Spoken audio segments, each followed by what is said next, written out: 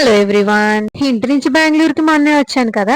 ఇంకా home food ని గట్టిగా మిస్ అవుతున్నాను అనమాట.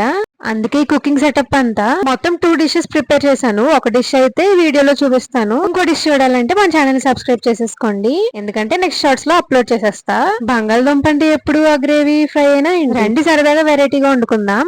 లైటర్ ఎవరా బాబు అంటే నా చెయ్యంత ఉన్నది ఇచ్చాడు ఏంటో మా పీజీ వాడు. బంగాళదుంపలు ఉడకడానికి పెట్టేసి ఈలోగా ఆయిల్ వేడెక్కాక పల్లీలు వేపేసుకోండి. అబ్బా, కుక్కర్ కొన్నాక ఫస్ట్ టైం యూజ్ చేయడం. ఆ విజిల్ సౌండ్ విన్నాక ఏదో తెలియని సాటిస్ఫాక్షన్. 3 విజిల్స్ పెట్టాను, మెత్తగా ఉడికిపోయినాయి. ఇంకా ఈ కర్రీకి ఆనియన్స్ ఇలా స్ప్రింగ్స్ లాగా కట్ చేసుకుంటేనే బాగుంటది. అలా నూనెలో ఉల్లిపాయలు కొంచెం పసుపు వేసి వేపేశాక బాగా మెత్తగా ఉడికిన బంగాళదుంపని చిన్న పీసెస్ గా కట్ చేసుకుని స్మాష్ చేసేసుకోవాలి. ఆ తర్వాత టేస్ట్ కి తగ్గ కారం, ఉప్పు, ధనియాల పొడి వేసుకుని ఒకసారి కలిపేసుకోండి.